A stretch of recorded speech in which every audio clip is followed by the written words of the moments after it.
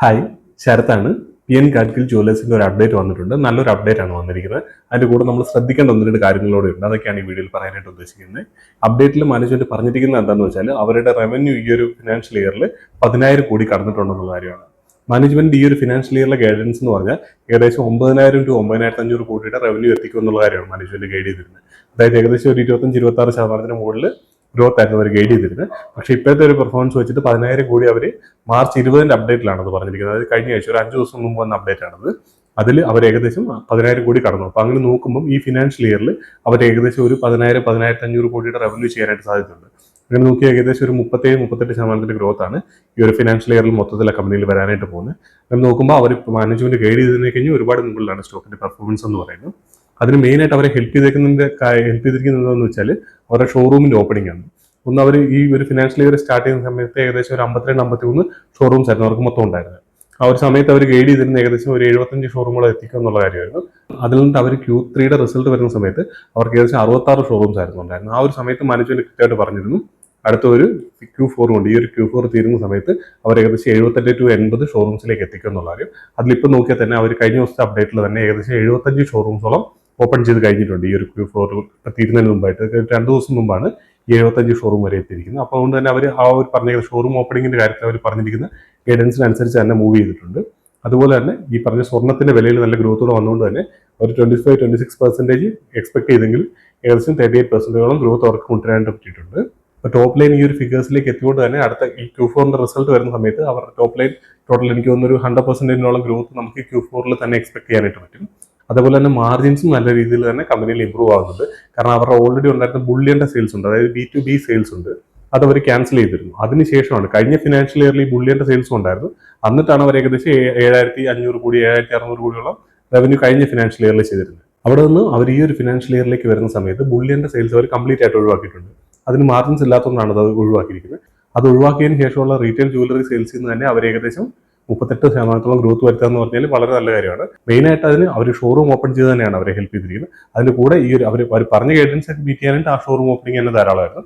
അതിന്റെ കൂടെ അവർക്ക് ഈ പറഞ്ഞ SSSTയും കാര്യങ്ങളൊക്കെ നല്ല രീതിയിൽ കൂടിയത് സ്വർണ്ണത്തിന്റെ വില ഇതുപോലെ കൂടിയോണ്ട് തന്നെയാണ്. ഇനി നമ്മൾ ഈ കമ്പനിയിൽ ശ്രദ്ധിക്കേണ്ട ഒന്ന് രണ്ട് കാര്യം എന്താണെന്ന് വെച്ചാൽ മാനേജ്മെന്റ് കഴിഞ്ഞ റിസൾട്ട് വന്ന സമയത്ത് Q3 റിസൾട്ട് വന്ന സമയത്ത് അവർ പറഞ്ഞിരുന്ന ഏകദേശം 9,000-9,500 കോടിയുടെ റവന്യൂ എത്തിക്കുമെന്നും അതിനുശേഷം അടുത്ത ഫിനാൻഷ്യൽ ഇയറിൽ ഏകദേശം 11,500-12,000 കോടിയുടെ റവന്യൂ എത്തിക്കുമെന്നാണ് പറഞ്ഞത്. അത് നോക്കിയാൽ ഏകദേശം ഒരു 20-25% ഗ്രോത്ത് ആണ് മാനേജ്മെന്റ് ഗൈഡ് ചെയ്തിരുന്നത്. കഴിഞ്ഞ ഫിനാൻഷ്യൽ ഇയറിൽ അവർ ഏകദേശം അറൌണ്ട് 25% ആണ് ഗൈഡ് ചെയ്തിരുന്നത്. പക്ഷേ അതിനെ ബാക്ക് ചെയ്യാനായിട്ട് ഏകദേശം 50%ഓളം ഷോറൂം ഗ്രോത്ത് പറഞ്ഞിരുന്നു. പക്ഷേ ഈ ഒരു സമയത്ത് അവർ 20-25% ഗ്രോത്ത് പറയുന്നുണ്ടെങ്കിലും അത് കഴിഞ്ഞ വർഷം കഴിഞ്ഞ് കുറവാണ് ഈ പറഞ്ഞ ഗൈഡൻസ് എന്ന് പറയുന്നത്. അതിന്റെ കൂടെ തന്നെ അവരുടെ ഷോറൂം ഓപ്പണിംഗ് എന്ന് പറഞ്ഞാൽ ഈ ഒരു ഫിനാൻഷ്യൽ ഇയറിൽ അവർ 80 ഷോറൂം എത്തിയതിനു ശേഷം അടുത്ത ഫിനാൻഷ്യൽ ഇയറിൽ അവർ ഏകദേശം 25 ഷോറൂമുകൾ ഓപ്പൺ ചെയ്യുമെന്ന് പറഞ്ഞു. അങ്ങനെ നോക്കുമ്പോൾ അറൌണ്ട് 30% ഗ്രോത്തേ ഉള്ളൂ ഈ ഷോറൂം എക്സ്പാൻഷൻ കൊണ്ട് വരുള്ളൂ. അതിൽ തന്നെ ഒരു വ്യത്യാസം ഉള്ളതെന്ന് വെച്ചാൽ കഴിഞ്ഞ വർഷം അവർ ഓപ്പൺ ചെയ്തിരുന്ന മുഴുവൻ PN ഗാഡ്ഗിലിന്റെ അവരുടെ വലിയ ഷോറൂംസ് ആയിരുന്നു ഓപ്പൺ ചെയ്തിരുന്നത്.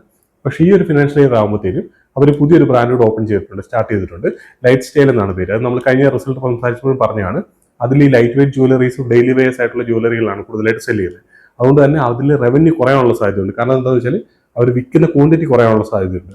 നമ്മൾ ആ റിസൾട്ട് പറഞ്ഞപ്പോഴും പറഞ്ഞിരുന്നു. ഇപ്പൊ ലൈഫ് സ്റ്റൈലിൽ വന്നു കഴിഞ്ഞാൽ അവരുടെ ഒരു ഇൻവെന്ററി എന്ന് പറയുന്നത് ഏകദേശം 5-6 കോടി രൂപയുടെ ഇൻവെന്ററിയാണ് ഒരു ഷോപ്പിൽ കീപ്പ് ചെയ്യേണ്ടി വരുന്നത്. അതേസമയം അവർ PN ഗാഡ്ഗിലിന്റെ വലിയ ജുവലറിയിൽ നോക്കി കഴിഞ്ഞാൽ ഏകദേശം 55 കോടിയോളം ഈ പറഞ്ഞ ഇൻവെന്ററി കീപ്പ് ചെയ്യേണ്ടതായിട്ടുണ്ട്. അപ്പൊ അത്രയും ഡിഫറൻസ് അതിനകത്ത് വരുന്നുണ്ട്. അപ്പൊ അതുകൊണ്ട് തന്നെ ഇവരുടെ 25 ഷോറൂമുകൾ ഓപ്പൺ ചെയ്യുന്നതിനകത്ത് പകുതിയും ലൈഫ് സ്റ്റൈലിലാണ് ഓപ്പൺ ചെയ്യാന്ന് പറഞ്ഞിട്ടുണ്ട്. അതുകൊണ്ട് തന്നെ അതിൽ നിന്നുള്ള റവന്യൂ ഈ പറഞ്ഞ രീതിയിലുള്ള ഗ്രോത്ത് വരാനുള്ള സാധ്യതയില്ല. അതുകൊണ്ടാണ് മാനേജ്മെന്റ് ഈ പറഞ്ഞ 20-25% ഗൈഡൻസ് പറഞ്ഞിരിക്കുന്നത്.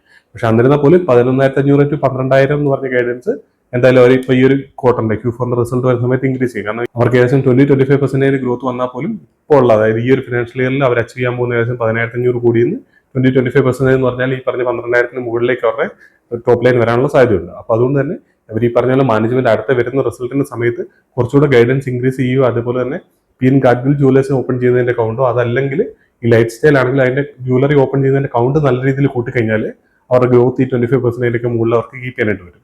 അതല്ല എന്നുണ്ടെങ്കിൽ സ്റ്റോക്കിന്റെ PE എന്ന് പറഞ്ഞാൽ ഇപ്പോഴത്തെ PE 20യും അതേപോലെ തന്നെ ഫോർവേഡ് PE നമ്മൾ FY27 കാൽക്കുലേറ്റ് ചെയ്താൽ പോലും അവർക്ക് ഏകദേശം ഒരു 15% താഴെയാണ് അവരുടെ ഫോർവേഡ് PE വരുന്നത്. അതുകൊണ്ട് തന്നെ ചീപ്പ് ആയിട്ടുള്ള വാല്യുവേഷനിലാണ് സ്റ്റോക്ക് അവൈലബിൾ ആയിട്ടുള്ളത്. പക്ഷേ സെയിം ടൈമുള്ള പ്രശ്നം എന്താണെന്ന് വെച്ചാൽ ഈ സെക്ടറിൽ തന്നെ റീറ്റെയിൽ ജുവലറി സെക്ടറിൽ ഇപ്പോൾ നമ്മുടെ കല്യാൺ ജുവലേഴ്സ് നോക്കിയാൽ അവർ 30% മുകളിൽ ഗ്രോ ചെയ്യുന്നുണ്ട്. ഈ പറഞ്ഞ ഇത്രയും വലിയ ടൈറ്റൻ ആണെങ്കിൽ പോലും 20-25% ഈസി ആയിട്ട് അവർ ഗ്രോ ചെയ്യുന്നുണ്ട്. ആ ഒരു സമയത്ത് ഇതേപോലെ പിൻ കടുക്കൽ പോലത്തെ ഒരു ചെറിയ ജ്വല്ലറി ഈ ഒരു പേസിൽ ഗ്രോ ചെയ്താൽ പോരാ. അവർക്ക് ഈ പറഞ്ഞ കല്യാണം ഒപ്പം കോമ്പറ്റ് ചെയ്യുക അല്ലെങ്കിൽ കല്യാണം ബീറ്റ് ചെയ്ത് അവർ പെർഫോം ചെയ്താലാണ് അവർക്ക് ഈ ഒരു പറയുന്ന സെക്ടറിലെ ഏറ്റവും നല്ല റിട്ടേൺ ജനറേറ്റ് ചെയ്യുന്ന ഒരു കമ്പനിയായിട്ട് മാറാൻ പറ്റുള്ളൂ. ആ ഒരു രീതിയിൽ അവരുടെ ഗ്രോത്ത് വരുന്നില്ല എന്നുണ്ടെങ്കിൽ, അല്ലെങ്കിൽ കല്യാണം ഒപ്പമെങ്കിലും അവർക്ക് ഗ്രോത്ത് വരുന്നില്ല എന്നുണ്ടെങ്കിൽ ഈ പറഞ്ഞ എക്സ്ട്രാordinary ആയിട്ടുള്ള ഗ്രോത്ത് കിട്ടാനുള്ള സാധ്യത വളരെ കുറവാണ്. പക്ഷേ സ്റ്റോക്ക് ചീപ്പായിട്ടുള്ള വാല്യൂഷനിലായതുകൊണ്ട് തന്നെ ചെറിയ രീതിയിലുള്ള റീ റേറ്റിംഗ് അവർ ഈ ഒരു പെർഫോമൻസ് കണ്ടിന്യൂ ചെയ്താലും കിട്ടിയേക്കാം. പക്ഷേ നമ്മൾ ആ എക്സ്പെക്ട് ചെയ്യുന്ന ഒരു multibagger kind of return generate ചെയ്യണമെന്നുണ്ടെങ്കിൽ അവർ പെർഫോമൻസ് വളരെ ഇമ്പോർട്ടൻ്റ് ആണ്. അടുത്തൊരു ഫിനാൻഷ്യലി അല്ല അവർ എന്താണ് ചെയ്യുക എന്നുള്ള കാര്യം. അതുകൊണ്ട് തന്നെ നമുക്ക് Q4 റിസൾട്ട് കൃത്യമായിട്ട് ട്രാക്ക് ചെയ്യണം. മാനേജ്മെന്റിന്റെ അടുത്ത ഫിനാൻഷ്യൽ FY27 ഗൈഡൻസ് എത്രയാണെന്നുള്ള കാര്യം നമുക്ക് കൃത്യമായിട്ട് അറിയേണ്ടതായിട്ടുണ്ട്. അതുപോലെ തന്നെ ഈ പറഞ്ഞ സ്വർണ്ണത്തിന്റെ വില നമുക്ക് അങ്ങനെ ഡിപ്പെൻഡ് ചെയ്യാനായിട്ട് വരില്ല. ചിലപ്പോൾ അത് കൂടിയേക്കും കുറഞ്ഞേക്കാം, അല്ലെങ്കിൽ ചിലപ്പോൾ ഈ ഒരു ലെവലിൽ തന്നെ കണ്ടിന്യൂ ചെയ്തേക്കാം. അപ്പോൾ അതുകൊണ്ട് തന്നെ നമുക്ക് അതിൽ നിന്ന് എക്സ്പെക്ട് ചെയ്തിട്ട് സ്വർണ്ണത്തിന്റെ വില കൂടിയേക്കാം, അതുകൊണ്ട് ഈ പറഞ്ഞ 20-25% ഗൈഡ് ചെയ്താലും 30% മുകളിൽ ഗ്രോ ചെയ്യുന്നൊക്കെ അങ്ങനെയുള്ള ആൻസിപ്പേഷൻ നമ്മൾ എടുക്കുന്നത് ശരിയായിട്ടുള്ള കാര്യമല്ല. നമുക്ക് അറിയാവുന്ന, അല്ലെങ്കിൽ കൃത്യമായിട്ട് അവർ ആ ഷോറൂം ഓപ്പൺ ചെയ്ത് കഴിഞ്ഞാൽ നമുക്ക് എന്തായാലും എക്സ്പെക്ട് ചെയ്യാൻ പറ്റും ഈ പറഞ്ഞൊരു ഗ്രോത്ത് അവർക്ക് മെയിൻറ്റെയിൻ ചെയ്യാൻ പറ്റും എന്നുള്ള കാര്യം. നമുക്ക് കൃത്യമായിട്ട് അടുത്ത റിസൾട്ട് വരുന്ന സമയത്ത് ട്രാക്ക് ചെയ്യേണ്ടതായിട്ടുണ്ട്. അതുപോലെ തന്നെ എല്ലാ വീഡിയോയിലും പറയുന്ന ഒരു കാര്യമാണ്, നിങ്ങൾക്ക് ഇൻവെസ്റ്റ് ചെയ്യണമെന്നുണ്ടെങ്കിൽ കൃത്യമായിട്ട് കമ്പനിയെ സ്റ്റഡി ചെയ്തതിന് ശേഷം മാത്രം ഇൻവെസ്റ്റ് ചെയ്യുക. അല്ലാന്നുണ്ടെങ്കിൽ നിങ്ങളുടെ ക്യാപിറ്റൽ തന്നെയാണ്, അതിന്റെ റിസ്ക് നിങ്ങൾ തന്നെ ഒരിക്കലും എടുക്കേണ്ടി വരുന്നത്. അതുകൊണ്ട് തന്നെ കൃത്യമായിട്ട് സ്റ്റഡി ചെയ്തതിന് ശേഷം മാത്രം നിങ്ങളുടെ ഇൻവെസ്റ്റ്മെന്റ് ഡിസിഷൻസും കാര്യങ്ങളൊക്കെ മേക്ക് ചെയ്യുക. നമുക്ക് എന്തായാലും അടുത്തൊരു വീഡിയോയിൽ കാണാം.